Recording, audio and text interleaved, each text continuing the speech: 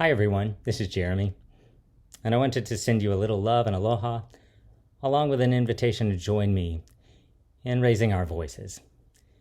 As many of you know, I worked for years as a hospital chaplain and bioethicist, and I learned during that time that medical and ethical decisions are almost always complex. They're not usually simple. And so I learned to trust every patient, to draw from their own religious and philosophical tradition, their conscience, and their conversations with their doctors when it came to the decisions they needed to make and the choice about what happened to their own bodies. So I'm incredibly alarmed that our state legislature is now taking those choices away from the women of South Carolina and legislating what can and cannot happen to their own bodies. The state legislature is stepping into those medical exam rooms and telling women what to do. I think we can trust women with those choices. I don't think we need lawmakers in the exam room. Women, their doctors, their traditions, their conscience, we can trust them. This for me is an article of faith. It's also an article of faith for our national church, the United Church of Christ.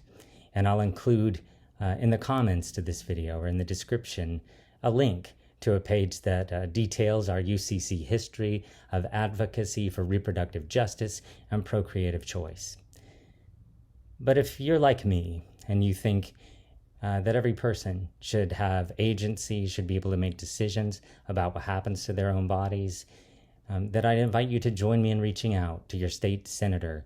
If you don't know how to find them, just Google Find My South Carolina State Senator. You can put in your address and you'll get their phone number. You can call them right away.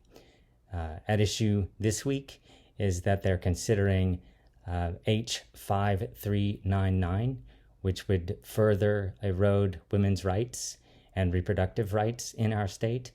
And so I'm going to call my senator and urge him to vote against H5399 and simply to trust the women of South Carolina to make their own medical decisions in conscience. Again, if you share that view, please join me in reaching out to those who represent you. They'll take up the bill early next week, so they need to hear from all of us. In the meantime, I hope you're doing well. And I do send much love and aloha from our home to yours. Take good care, friends.